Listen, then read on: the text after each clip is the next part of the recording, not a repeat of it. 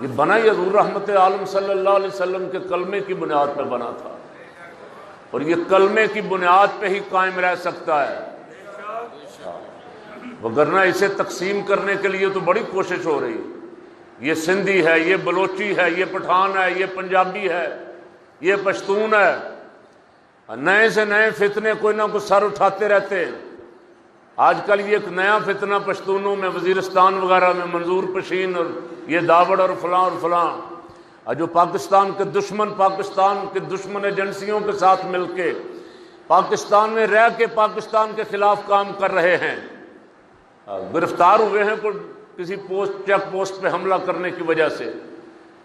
میری ایک دن کسی صاحب سے بات ہو رہی تھی، میں نے ان سے پوچھا کہ جب یہ پاکستان کے خلاف کام کر رہے ہیں تو ان کو ابھی تک اجازت کیوں ملی ہوئی ہے؟ کیوں جی؟ پاکستان میں رہتے ہوئے کسی کو پاکستان کے خلاف کام کرنے کی اجازت کیسے ملی؟ ہماری ایجنسیاں کہاں ہیں؟ ہماری فورسز کہاں ہیں؟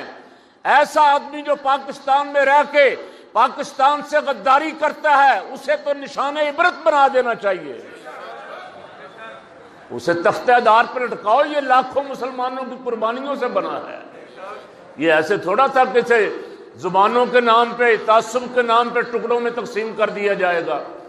یہ لا الہ الا اللہ کی بنیاد پہ بنا تھا، اور لا الہ الا اللہ محمد رسول اللہ ایسا پسندیدہ، مقبول اور محبوب ترین کلمہ ہے کہ اس نے عربی، عجمی، حبشی، فارسی، رومی سب کو ایسے کر دیا۔